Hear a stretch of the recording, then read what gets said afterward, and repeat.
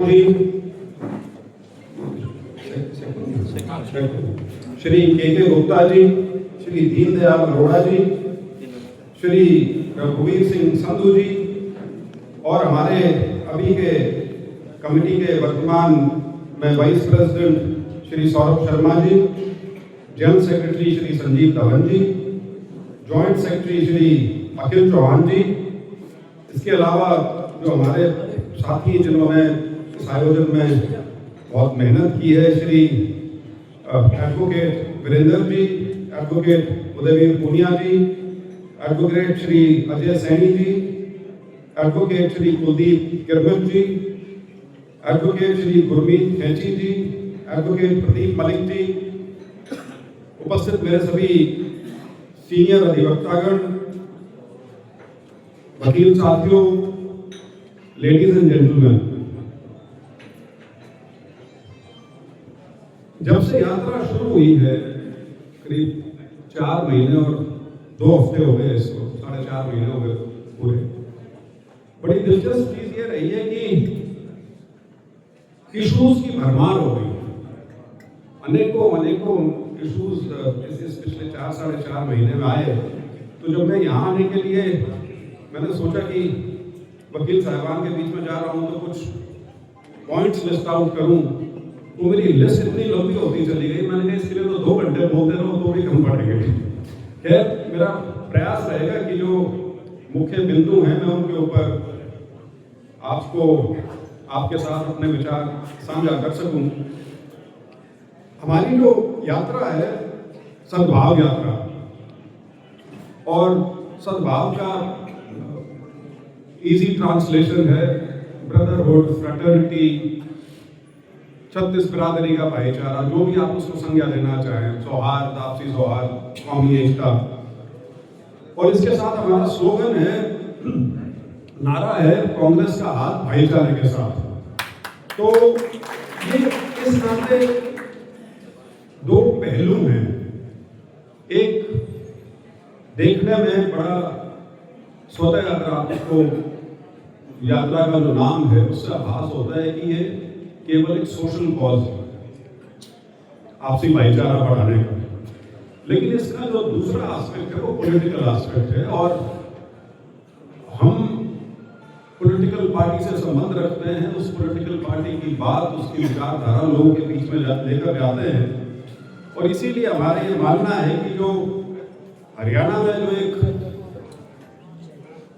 देखिए, cast friction society में हमेशा से रही, कभी कम हो जाती है, कभी ज्यादा हो जाती है, लेकिन फिर भी एक यूनिकनेस है हमारे सिस्टम में कि अंत में हम सब रहते तो इकट्ठे, चाहे गांव देहात की बात हो चाहे शहर की बात।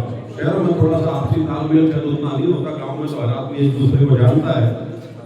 तो उस नाते यदि आपसी रिश्तों में सिर्फ राजनीति साधने के लिए यदि विश्व फैलाया जाए, जहर पैदा किया जाए, वो एक चीज ऐसी है जो किसी को मान्य नहीं होनी चाहिए, क्योंकि उसके जो परिणाम हैं वो बहुत दूरगामी होते हैं। आप सब वकील साहिबान हैं तो स्वाभाविक सी चीज है, आप अलग अलग पार्टी से संबंधित होंगे या नहीं होंगे, लेकिन विचारधारा के तौर पर तो जरूर कोई सोच रखते होंगे। आपकी अपनी पसंद नापसंद होगी, कोई नेता अच्छा लगता होगा, कोई नहीं लगता होगा, कोई पार्टी अच्छी लगती होगी, नहीं लगती होगी, कोई विचारधारा से आप अपने आप को अलाइंड पाते होंगे। तो वो सारी चीजें हैं। लेकिन मैं तो आप लोगों के बीच में जो कहने आया हूं वो सिर्फ इतना सा है कि वोट मौलिक अधिकार है, किसी को भी दे आदमी, उससे कोई आपत्ति नहीं। लेकिन जब उस वोट के लिए समाज में तनाव इतना पैदा कर दिया जाए कि हम एक दूसरे को सुहाए ना, वहां पे मुझे आपत्ति है। वहां जाके मामला जो है वो गड़बड़ाना शुरू होता है कि कोई भी चीज उस हद से आगे नहीं निकलनी चाहिए। मैं यदि बात करूं इस यात्रा की और क्यों ये शुरू की गई थी, इसकी उत्पत्ति 2 चीजों में थी, और दोनों का संबंध 2024 का जो नतीजा था, अक्टूबर का जो हरियाणा असेंबली का चुनाव जो था उसका नतीजा था उसकी उत्पत्ति उससे थी। पहली चीज तो ये थी, क्योंकि 7-8 महीने हो चुके थे चुनाव का रिजल्ट आए, एक नीचे से आवाज आनी शुरू हो चुकी थी। जहां भी जाते थे, चॉइस आप तो बहुत ज्यादा एक्टिव रहते हैं, मैं तो उतना एक्टिव नहीं था, और ये आगे बताते भी थे कई बार कि लोगों में एक किस्म की बेचैनी सी हो रही है कि विपक्ष ने मैदान क्यों खाली छोड़ दिया। हार जीत चलो हो गई, जो भी नतीजा आ गया वो जैसे भी आ गया, लेकिन इसका ये मतलब नहीं है कि उसके बाद सारे के सारे घर बैठ जाए। तो उस परिस्थिति में फिर ये सोचा गया कि फिर इस बात को आगे बढ़ाते हैं, कुछ कवायद शुरू करते हैं, क्या करना चाहिए। तो एक नॉर्मल पॉलिटिकल एक्टिविटी जो होती है उसके हिसाब से सोचना शुरू किया कि वर्कर्स मीटिंग करते हैं और सोशली ज़्यादा एक्टिवेट हो जाएं, दुख में सुख में जाने की बातें। तो वहाँ जाके फिर एक सुझाव ये आया कि क्यों ना एक यात्रा की जाए। यात्रा के पीछे जो प्रेरणा थी वो बड़ी सीधी सीधी राहुल गांधी की भारत जोड़ो यात्रा थी। बल्कि मेरा हमेशा से ये मानना रहा है, क्योंकि वो यात्रा 2022 में थी, 2000 मेरे ख्याल से 21 सितंबर से 2022 तक, जनवरी 2022 तक। उस यात्रा का नेचुरल फॉलोअप कांग्रेस पार्टी को प्रदेशों में ले जाना चाहिए। राहुल गांधी सिर्फ इकलौते नहीं है जिनके कंधे पे सारा बोझ डाल दिया जाए और फिर ये कहा जाए कि अब ये प्रदेशों में भी घूमना शुरू हो जाए। मतलब मेरे को खुद, जब मैं गांव से निकल रहा होता हूँ या सड़क पे जा रहा होता हूँ, तो बहुत से लोग ये सुनने में आता है कि राहुल गांधी जा रहा है, और मैं मन में सोचता हूँ यार यही रह गया अब उसके लिए, मतलब अब प्रदेशों के चक्कर भी वही लगाएंगे। तो मेरे हिसाब से एक नेचुरल फॉलोअप जो था राहुल गांधी की भारत जोड़ो यात्रा का, वो ये था कि हर प्रदेश में कांग्रेस पार्टी को इसको आगे बढ़ाना चाहिए था, चाहे डिस्ट्रिक्ट के हिसाब से कर लो, चाहे कॉन्स्टिट्यूएंसी के हिसाब से कर लो, या अगर कोई प्रदेश में बड़ा नेता है जो फिजिकली या उस हिसाब से सक्षम है पूरे प्रदेश की करने के लिए, वो करो, लेकिन उसको आगे बढ़ाना चाहिए था। लेकिन हैरानी की बात है कि शायद किसी ने नहीं किया, और इस तरह से मैं कई बार अपने आप को सौभाग्यशाली भी मानता हूं कि ये शुरुआत हरियाणा में हमने की। लेकिन इसका दूसरा पहलू है, जब मुद्दा ये आया कि यदि प्रदेश भर की यात्रा करनी है तो आपका मुद्दा क्या होगा, आप क्या बात लेके लोगों में जाएं। जैसे मैंने कहा कि उसके इलेक्शन से है, इलेक्शन के रिजल्ट से है, और तब ये विचार बना कि सारा सोचने और समझने के बाद हमारा मानना यह था कि बीजेपी ने जिस विचारधारा से वो आते हैं और जिस तरह की राजनीति वो करते हैं, उन्होंने अपनी राजनीति को हरियाणा में साधने के लिए करीब करीब वही फॉर्मूला अपनाया जो पूरे देश में अपनाया था। 2014 का चुनाव उस तरह का नहीं था। 2014 का चुनाव एक वेव इलेक्शन था, केंद्र में भी बीजेपी की सरकार आई, मोदी जी की सरकार आई, और वही चीज हरियाणा में भी आई। अन्यथा हरियाणा में बीजेपी कभी इतनी मजबूत नहीं थी कि अपने दम पे चुनाव भी लड़ सके, और उस बात को सरकार ही बनी।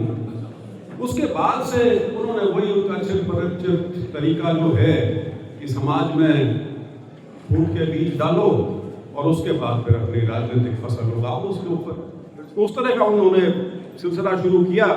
लेकिन खैर 10 साल का राज हो गया था और ऐसा प्रतीत होता था कि लोगों को अब उनसे उनका मन भर गया है, और लोग 2024 में चारों तरफ से आवाज आती थी कि मन बना चुके हैं इनको अब सत्ता से हटाने का।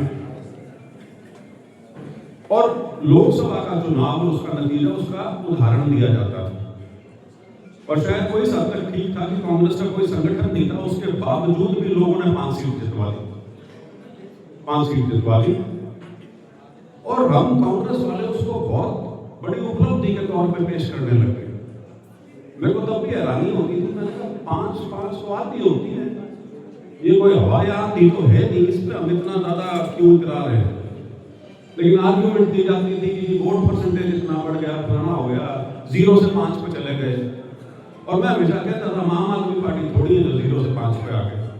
हरियाणा का सबसे बड़ा राजनीतिक दल है, उसको ये चीज भी शोभा नहीं देती हो, ये कि 0 से 5 पे आ गए हो। हाँ, 8 सीट आई होती, 9 आई होती, तब ये था कि आप कह सकते थे कि हरियाणा में कोई हवा है या आंधी है। और दूसरा पहलू उसमें यह भी था कि उन 10 लोकसभाओं में जो असेंबली सेगमेंट्स का ब्रेकअप था वो भी 46-44 था। उसमें भी कोई ऐसी चीज नहीं थी कि हमने कोई बड़ा स्वीप कर दिया हो, एक आधा लोकसभा हुआ या होगा स्वीप, पर बाकी तो आधो काम था। और असेंबली का जो चुनाव था, जब तक वो चुनाव आया, खास तौर पे आखिरी के जो 3-4 दिन में जो तस्वीरों भर के सामने आने लगी, बहुत से लोगों को ये दिखना शुरू हो गया था कि बीजेपी ने जो एक राजनीतिक खेल ग्राउंड पे खेला हुआ था वो कहीं ना कहीं कामयाब होने लगा।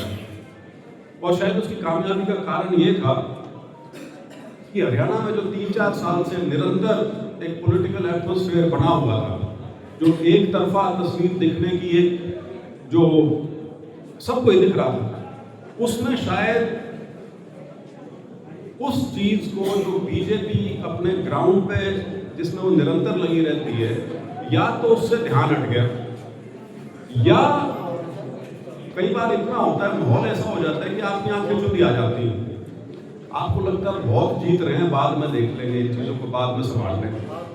और जैसे मैंने कहा कि इलेक्शन के आखिरी 3-4 दिन में वो स्थिति ऐसी आने लगी कि ये चर्चा होना शुरू हो गया था, जब कॉन्स्टिट्यूएंसी वाइज बात करते थे, ये भी कंटेस्ट में है, ये भी कंटेस्ट में है, यहाँ भी बहुत कांटे का मुकाबला है, यहाँ हार रहे हैं, यहाँ हार रहे हैं, लेकिन फिर भी सारे बुद्धिजीवी वर्ग, सारे राजनीतिक विश्लेषक, इवन एग्जिट पोल सेट 60-70, मेरे को लगता है 1-2 तो एग्जिट पोल वाले ऐसे थे जो अपनी लोकसभा की झेंट मिटाने के लिए और अपना रिकॉर्ड ठीक करने के लिए, उनको हरियाणा में बहुत संभावना दिख रही थी, तो उसने सोचा कि हरियाणा में तो सब कुछ जीत रही है कांग्रेस, उसने 80 तक का आंकड़ा देना शुरू कर दिया, लेकिन 60 के ऊपर कुछ भी आ सकती है। और फिर जो नतीजा आया वो हमारे सामने था।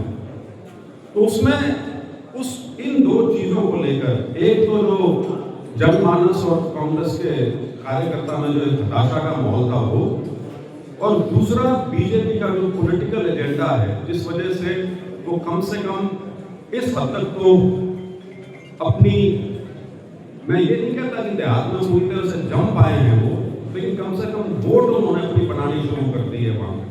तो इन 2 चीजों को लेकर हम इस यात्रा में निकले थे, और इसीलिए इस यात्रा का जो टैगलाइन था, कांग्रेस का हाथ भाईचारे के साथ, वो इसका पॉलिटिकल एलिमेंट है कि ये कांग्रेस ही पार्टी है जो बीजेपी की इस विभाजनकारी या फिरकापरस्त सोच का मुकाबला कर सकती है, और मुकाबला करने में सक्षम है। हमारे प्रदेश की कम से कम और कोई रीजनल पार्टी ये मुकाबला नहीं कर सकती, क्योंकि हमारी रीजनल पार्टीज जो हैं, वैसे तो अब उनकी एग्जिस्टेंस ही बिल्कुल क्वेश्चनेबल है, लेकिन जैसे कैसे भी हैं वो एसेंशियली कास्ट बेस्ड पार्टीज, और वो बीजेपी को बिल्कुल सूट करता है, क्योंकि बीजेपी उसी चीज के ऊपर खेलती है। कांग्रेस एक वो चीज है, या कांग्रेस का जो आइडिया ऑफ इंडिया है वो एक वो चीज है जिससे बीजेपी को हमेशा खटका रहता है कि ये चीज कभी भी हमारे इस बनाए हुए रेत के महल को ढा सकती है।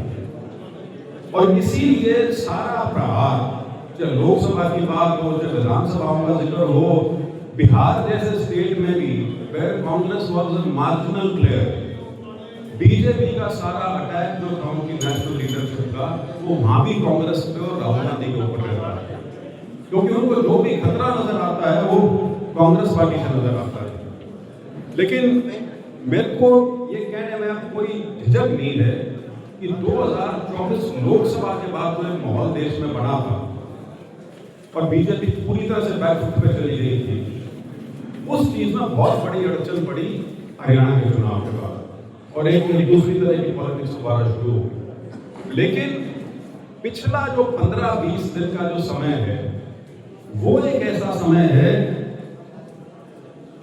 जब पहली बार BJP, in spite of their absolute control over national media, is totally on the defensive. Rahul Gandhi अपनी स्पीच में एक बार नहीं 3 बार ये कहा कि आपने भारत माता को बेच दिया है। ये लाइन किसी और संदर्भ में या किसी और समय में की होती, उनकी पॉलिटिकल लिंचिंग कर देते बीजेपी वाले। लेकिन आज के दिन वो इतनी कमजोरी में आए हुए हैं 2-3 चीजों की वजह से, जिनका मैं उल्लेख करूंगा, कि वो इस चीज को भी काउंटर नहीं कर पाए। नहीं तो इस तरह की शब्दावली तो वो है जिसको एक शब्द को ही पकड़ लेते थे वो। यहाँ तो पूरा सेंटेंस था जो 3-3 बार बोला गया, और वो एक अजीब किस्म की चुप्पी उनके अंदर है। और ये जो मैंने कहा कि पिछले 15-20 दिन में जो हुआ है, BJP is at its weakest, इसमें 3-4 चीजें हैं, और जिसकी अभिव्यक्ति जो हुई है वो इंडिया यूएस ट्रेड डील में हुई। वो डील अभी साइन नहीं हुई है, उसके कॉमा फुल स्टॉप अभी नहीं हुए हैं, सिग्नेचर्स नहीं हुए हैं, और हमारी सरकार उस पर मौन है, कुछ नहीं बोलती। किसी बिंदु के ऊपर उन्होंने आज तक ये नहीं कहा कि डील में ये चीजें हैं। सारी जानकारी हमारी आज तक की जो है वो सिर्फ और सिर्फ अमेरिकन सोर्सेज से है, और अमेरिकन सोर्सेज भी कोई ऐसी वैसी नहीं, उनके प्रेसिडेंट से, उनके जो मिनिस्टर्स हैं उनसे, और उनके जो ब्यूरोक्रेसी में सीनियर लोग हैं उनसे, या जो उनके बिजनेस लीडर्स हैं उनसे। हमारी तरफ से तो बिल्कुल सन्नाटा है। परसों राहुल गांधी ने एक ट्वीट किया जिसके अंदर उसने 5 पॉइंटेड क्वेश्चंस पूछे हैं एग्रीकल्चर और एनिमल हस्बेंड्री के बारे में। सीधे पॉइंटेड क्वेश्चंस हैं, उसमें कुछ घुमा फिरा के नहीं पूछ रखा कि क्या नुकसान होगा नहीं होगा। उसने डायरेक्ट मेंशन किया है डीडीजी का क्या होगा और इस तरह की चीजें, 5 चीजें। एग्रीकल्चर मिनिस्टर ने इतना साहस तो किया कि जवाब दिया, लेकिन जवाब नहीं दिया। किसी 5 पॉइंट्स में से किसी पॉइंट का जवाब नहीं दिया। और वो जो एक इन्होंने तरीका अपनाया हुआ है पिछले 11-12 साल से, जिसको अंग्रेजी में शब्द हमने तो सुना नहीं था पहले, वॉट अबाउटरी कहते हैं। वॉट अबाउटरी का मतलब कि आप सवाल पूछे, मैं आपको सवाल का जवाब नहीं दूंगा, बाकी बहुत कुछ कह दूंगा। तो ये वॉट अबाउटरी में शिवराज सिंह चौहान ने उसका जवाब दिया है। उन्होंने ये नहीं कहा कि ये 5 सवाल जो है इनका बिंदुवार ये इसका जवाब, क्योंकि जवाब है नहीं। क्योंकि जब इसकी परतें खुलेंगी और जो चीजें हमारे सामने आएंगी तब पता लगेगा कितना भारी नुकसान देश का किया हुआ है। लेकिन यहां मैं ये भी कहना चाहूंगा कि ये जो नुकसान या जो घुटने टेके गए हैं सिर्फ एग्रीकल्चर में नहीं टेके गए, ये पूरा स्पेक्ट्रम है सारा का सारा। आपकी एनर्जी सिक्योरिटी या energy sovereignty that has been totally compromised. हम 85% से ज्यादा अपनी जो एनर्जी रिक्वायरमेंट है वो इंपोर्ट करते हैं। या आपका फॉसिल फ्यूल है, पेट्रोल, डीजल, गैस, जितना भी है 85% से ज्यादा हम इंपोर्ट करते हैं। मतलब है कि हम पूरी तरह से विदेशी सोर्सेज के ऊपर निर्भर है। बड़ा देश है, दुनिया में सबसे ज्यादा इंपोर्ट है हमारा इन चीजों का। तो अनेकों देश है जो हमारे से इस चीज में सौदा करना चाहते हैं, और हमारा पूरा वेल स्प्रेड आउट था। हमारा ईरान से संबंध था, हमारा इराक से संबंध था, हमारा पूरा मिडिल ईस्ट, सऊदी अरेबिया, जितने भी देश हैं सबसे संबंध था। उसके अलावा हम रूस से सस्ता तेल लेने लग रहे थे, और जहां भी मिलता है वहां भी हम लेने लग रहे थे। लेकिन हिंदुस्तान के इतिहास में आजादी के बाद से पहली बार हो रहा है कि आपको एक विदेशी मुल्क ये बताने लग रहा है कि आप तेल किससे खरीदोगे और किससे नहीं खरीदोगे। पहली बार इतनी कमजोरी एक ऐसे टाइम पे जब आप 4th लार्जेस्ट इकोनॉमी होने का दम भरते हो और कहते हो हम तीसरी भी होने वाले हैं जल्दी, और फिर इतनी कमजोरी, गजब की बात। एक चीज जो राहुल गांधी जी ने कही और मेरे ख्याल से ज्यादातर लोगों को समझ में नहीं आई, क्योंकि हम भी बड़ी सिंपलिस्टिक सोच रखते हैं। आज के दिन पेट्रोल के अलावा जो सबसे बड़ा ईंधन है वो डेटा है। या आप लोग भी कई मोबाइल लिए बैठे हो, हम में से बहुत से ऐसे हैं जिनका स्क्रीन टाइम मेरे ख्याल से 10-10, 12-12 घंटे चल रहा है आजकल। वी आर कंज्यूमिंग डेटा, और डेटा के ऊपर पूरा आपका आर्टिफिशियल इंटेलिजेंस चल रहा है।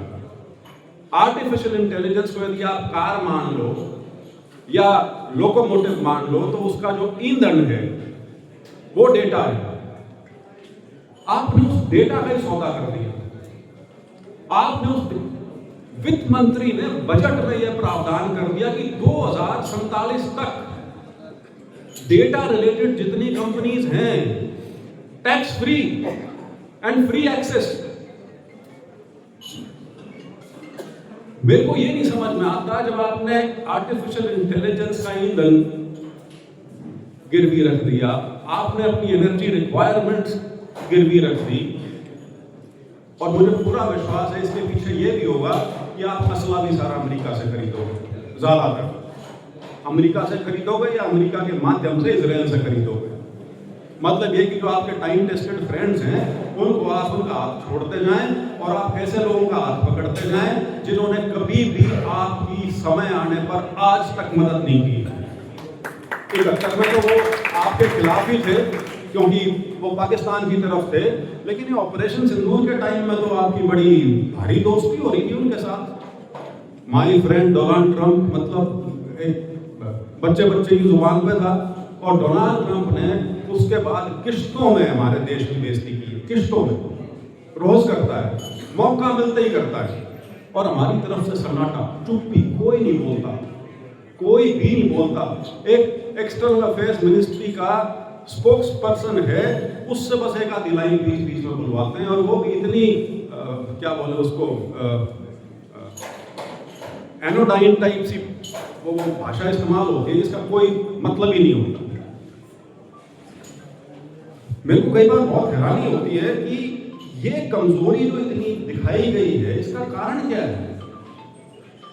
फिर मेरा ध्यान जाता है प्रधानमंत्री जी के 2 महीने पहले, 2 या 3 महीने पहले उन्होंने एक भाषण में, अब मुझे पता नहीं वो भाषण पार्लियामेंट में दिया था या पब्लिक मीटिंग में दिया था, उसकी एक लाइन थी जो मुझे उस समय भी मेरे दिमाग में टिकी थी, लेकिन मेरे को समझ में नहीं आता इसका संदर्भ क्या है। उन्होंने ये कहा था कि मैं आपको वचन देता हूं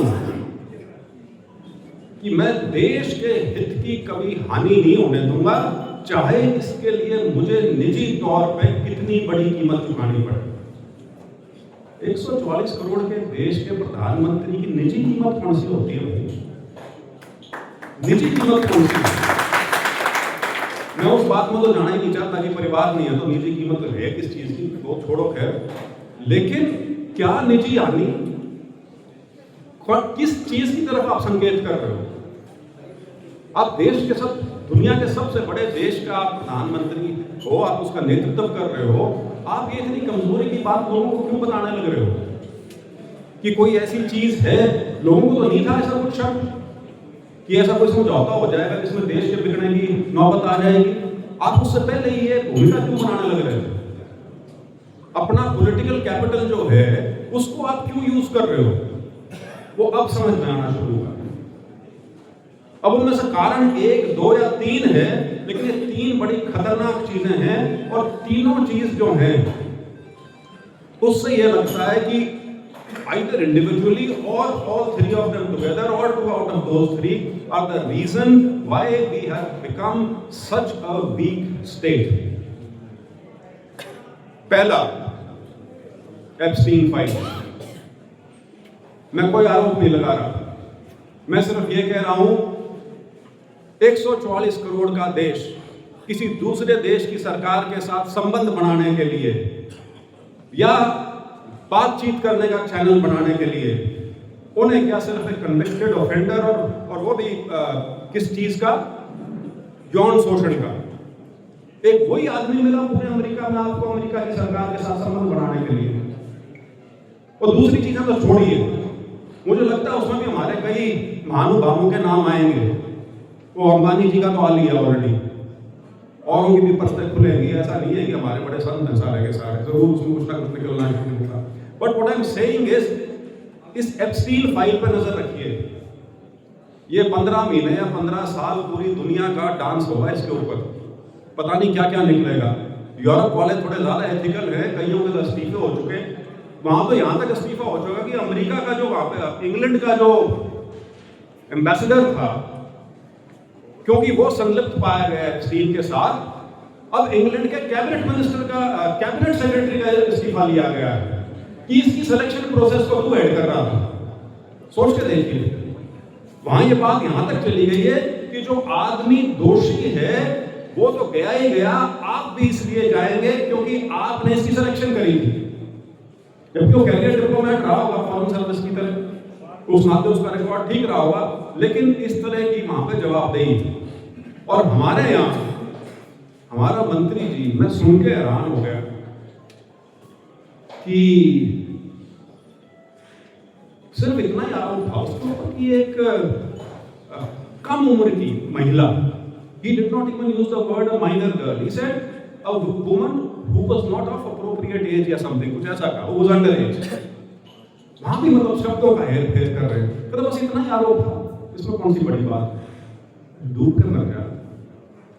और ये तो शुक्र है कि उसने बात इतनी गलत कह दी, किसी ने ये नहीं कहा कि सिखों का अपमान कर दिया, नहीं तो अभी को कुछ बोलते हुए ये भी जुड़ जाता है कि सिखों का अपमान कर दिया। लेकिन उस मंत्री की आप ये देखिए, फिर एक किस्सा सुनाया खुद ही, आप सबने देखा होगा, बड़ा मतलब सोच, कहता है कि मेरे को एक मेरी एमपी कॉलीग ने पूछा कि आपसे बड़े जेलस हो रहे हैं आजकल बाकी एमपीज।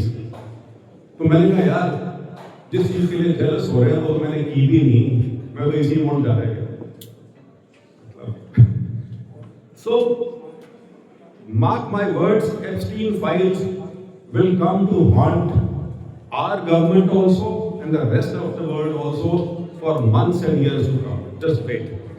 दूसरा, हमारे एक सीनियर लीडर हैं, देश के बहुत बड़े मंत्री हैं, उनको क्रोनोलॉजी समझाने का बहुत शौक है।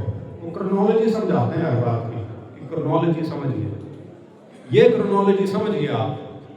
पिछले 1.5 साल में अडानी को अमेरिका की तरफ से 3 बार समन भेजा जाता है भारत सरकार को उसको सर्विस करने के लिए। भारत सरकार उन समन्स को सर्विस नहीं करती। चौथी बार उन्होंने डायरेक्ट समन अडानी को भेजा है और अडानी 1 हफ्ते के अंदर अंदर सेटलमेंट को तैयार हो गया अमेरिका की सरकार के डिपार्टमेंट ऑफ जस्टिस के साथ, 1 हफ्ते के अंदर अंदर। और वेनेजुएला का राष्ट्रपति हथकड़ी बांध के उठा लेंगे तेरी तो है का 1 हफ्ते के अंदर। एंड सेटलमेंट मींस व्हाट, आप सब वकील बैठे हैं, अपने यहाँ सेटलमेंट का सौदा है नहीं। सेटलमेंट इज एक्चुअली पंचायती थी, वहां कोर्ट के माध्यम से भी सेटलमेंट हो जाती है। मोटी मोटी सेटलमेंट का मतलब ये है, आई एक्सेप्ट माई गिल्ट, लेकिन मेरा पीछा छोड़ो, मैंने $100 मिलियन घूस में दिया है, मैं $300 मिलियन का फाइन भर देता हूँ। ये सेटलमेंट है मोटी मोटी। इस सेटलमेंट का जिक्र होते ही 2 दिन के अंदर इंडो यूएस डील अनाउंस हो जाती है। सोच के देखिए, ये इत्तेफाक नहीं है। और इसीलिए लीडर जो है वो लोकसभा से भागकर राज्यसभा में स्पीच दे रहे हैं, और जब वहां भी काम नहीं चला तो मलेशिया चले गए। आरोप राहुल गांधी पर लगता है कि हर तीसरे चौथे महीने विदेश क्यों चला जाता है। आपको एक इंटरेस्टिंग स्टैटिस्टिक बताता हूं, 80% ऑफ द सेशंस, जब भी हमारी पार्लियामेंट सेशन में रही है 2014 से लेकर 2026 तक, 80% times in those sessions the prime minister was visited a foreign country. Session के दौरान 80% सेशनों के दौरान वो विदेश में गए। लेकिन सवाल राहुल गांधी से पूछा जाता है कि ये वियतनाम क्यों जाता है, ये फलानी जगह क्यों जाता है। एक तरफा कॉन्वर्सेशन है जिसके हम सारे के सारे विक्टिम्स हो चुके हैं, क्योंकि और कुछ दिखाई नहीं जा रहा। 3 चीजों का गठ है, 3 चीजों का, religion, big money and absolute control over media. ये 3 चीज गांठ बांध के, गठड़ी बांध के रख रखी है आज के दिन। ये गठड़ी खुलेगी कैसी, लोगों से ही खुलेगी, और तो खुलती नहीं किसी से। अकेले नेताओं के बस की तो बात है नहीं। और ये मैंने कहा तो 2 चीजें तो होगी जी, एप्स्टीन हो गया और अडानी हो गया, और ये तीसरा कल आ गया परसों। ये हमारे धुरंधर शब्द इस्तेमाल किया था, ये धुरंधर बनने चले थे, और वो भी अमेरिका और कनाडा में। उस आदमी के साथ ये हिट जॉब करवाने का कॉन्ट्रैक्ट देने लग रहे थे जो FBI का अंडर कवर एजेंट था। इतने शाने हैं हमारे लोग। FBI के अंडर कवर एजेंट के साथ सौदा चल रहा था $1 मिलियन, और जो पन्नू है उसके लिए। और उस निखिल गुप्ता ने परसों कोर्ट में बाकायदा अपनी गिल्ट स्वीकार कर ली कि मैं टच में था, मैं कॉन्ट्रैक्ट किलिंग करना चाह रहा था और वो नहीं हुई। कनाडा में तो हुई थी एक, और एक चीज का ध्यान रखना, क्योंकि हम इस भाव में बह जाते हैं सारे के सारे। मेरे साथ सांसद थे हरियाणा से ही, नाम नहीं लूंगा, जनरल साहब थे। वो पब्लिक मीटिंग्स में खुले मंच पे कहते थे, देखो आज का हिंदुस्तान कैसा है, हम घुसके मारते हैं, हम कनाडा में मारने लग रहे हैं, हम पाकिस्तान में मारने लग रहे हैं, हम अमेरिका में मारने लग रहे हैं। अब देखना क्या होगा। तो ये 3 चीज मैंने आपको बताई हैं, एप्स्टीन, अडानी एंड दिस, ये जो हम जेम्स बॉन्ड बनने चले थे दुनिया में, और जेम्स बॉन्ड भी अमेरिका जैसे देश में, जिसके साथ आप पिछले 25 साल से संबंध बहुत मजबूती से सुधारने लग रहे हो, उनके साथ वो आपकी तरह इतना हल्का सौदा नहीं रखते कि उनका सिटीजन चाहे वो किसी भी एक्ट में संलिप्त हो, लेकिन आप हिट जॉब नहीं कर सकते वहां जाके, उनका सिटीजन है वो। आपने तो अपने सिटीजनों को देशद्रोही, आतंकवादी, खालिस्तानी और पता नहीं क्या क्या बना रखा है, वो नहीं बनाते। हालांकि ट्रंप कोई कसर भी नहीं छोड़ रहा, वो भी वहां यही काम करने लग रहा है वैसे तो, लेकिन ये सोचने की बात है। तो ये 3 ऐसी दुखती रग हैं जिसकी वजह से मुझे लगता है कि इन तीनों की वजह से, या एक की वजह से, या 2 की वजह से, हम अपने पूरे देश का सौदा करने लग रहे हैं वहां जाकर, और इसका किसी के पास कोई जवाब नहीं। ये जो निखिल गुप्ता वाली कहानी है ना, बहुत आगे जानी है अभी, क्योंकि इसमें भी नाम आएंगे। उसकी इन्वेस्टिगेशन में आके ये होगा कि तू किसके कहने पे कर रहा था। इसमें एक और नाम है, वो सीआरपीएफ का एम्प्लॉई होता था, और मोस्ट लाइकली वो शायद रॉ में गया होगा, जिसको अब पता नहीं कहाँ पे है हरियाणा से ही, संतोष यादव है या विकास यादव, कुछ ऐसा नाम है उसका। तो ये सारी परतें खुलने लग रही हैं, और ये खुल इसलिए लग रही हैं क्योंकि देखिए, मैंने शायद ये माओ से तुम का था या डेंग शाओपिंग का, मुझे ध्यान नहीं, एक बहुत बढ़िया लाइन उन्होंने इस्तेमाल की थी। किसी ने उनसे कहा कि चाइना की जितनी ताकत है वो वर्ल्ड स्टेज पे उतना रोल क्यों नहीं निभाता।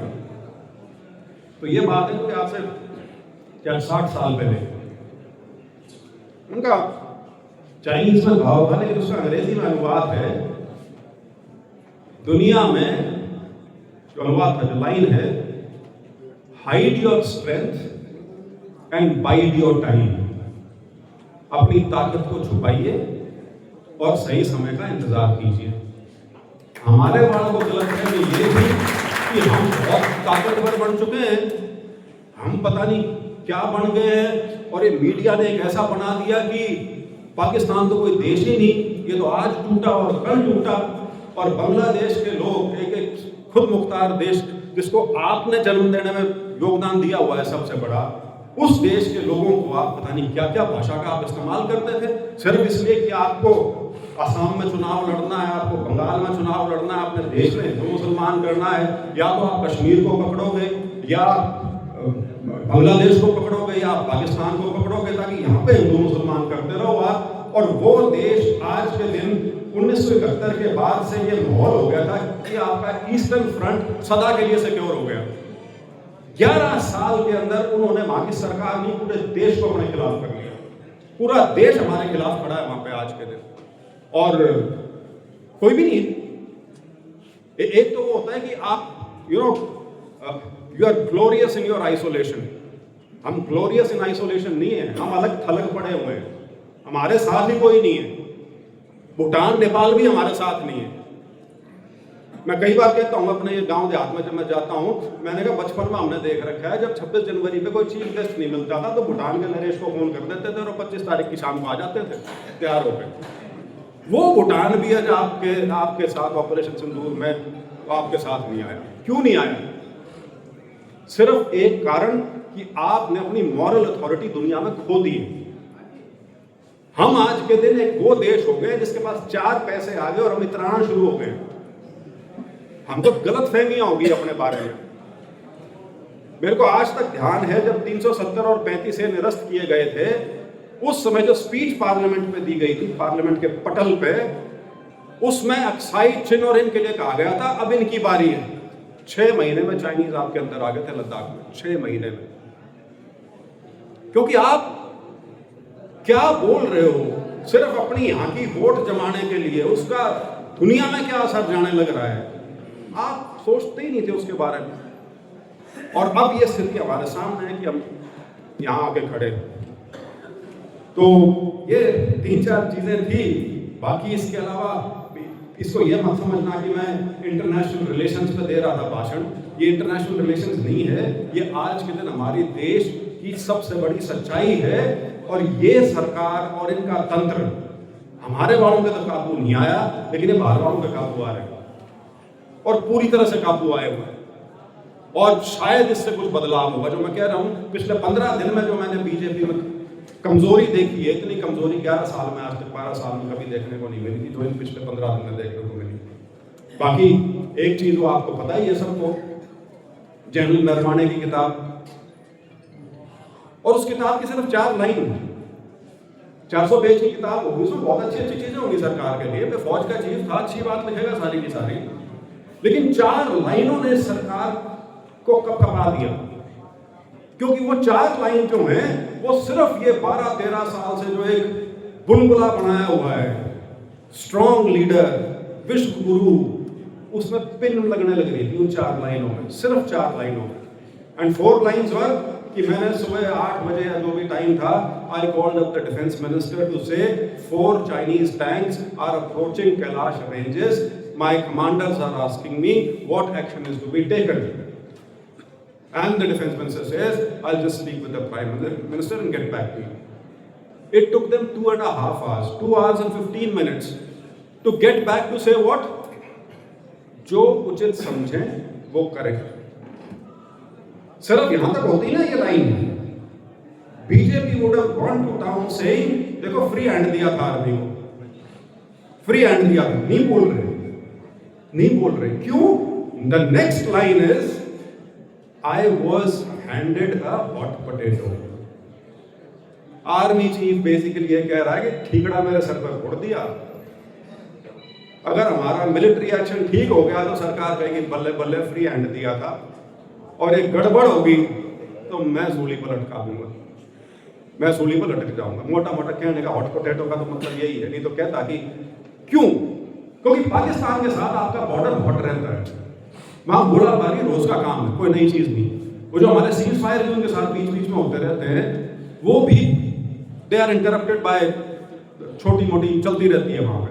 चाइना के साथ 62 की लड़ाई के बाद कभी भी हॉट बॉर्डर नहीं हुआ। ये सुनने में बड़ी अटपटी लगती है कि 21वीं सदी या 20वीं सदी में जहां जो असला है वो पता नहीं किस दर पे जा चुका, और वहां हिंदुस्तान चाइना की जब भी बॉर्डर पे भिड़ंत हुई है वो गुस्से लातों से हुई है। It was never with artillery और एयरफोर्स और बंदूक, वो गुस्से लात से हुई है, लठ भी नहीं चले वहां पे। ये पहली बार था जब चाइनीज फोर्सेस मूव्ड इन, और जो मैंने कहा context is speeches on the floor of the parliament saying हम ऑक्साइड भी लेंगे, वो बोले हम बताते हैं कैसे लोग आप। तो उस स्थिति में जनरल साहब सीधा सीधा सवाल पूछ रहे हैं कि what is the political decision. आप या तो ये कहते कि भाई डिप्लोमेटिक चैनल्स पे बात कर रहे हैं, समझ में आती है। आप ये कहते कि मेरी शी जिनपिंग से बात हो रही है, अभी रुके रहो, समझ में आती। या आप ये कहते गो अहेड, फुल स्केल कर दो जो करना है आपको। लेकिन समय जब आया आप बिदल गए। कमजोर पे कोई भी जोर चला सकता है। आपकी एबिलिटी, कैपेबिलिटी और रिजॉल्व वो टेस्ट ही तब होती है जब आप अपने बराबर के या अपने से तगड़े से जब आपका मुकाबला हो। And you were found wanting. और यही चीज आपकी ऑपरेशन सिंदूर में हुई। अगर आप वो लड़ाई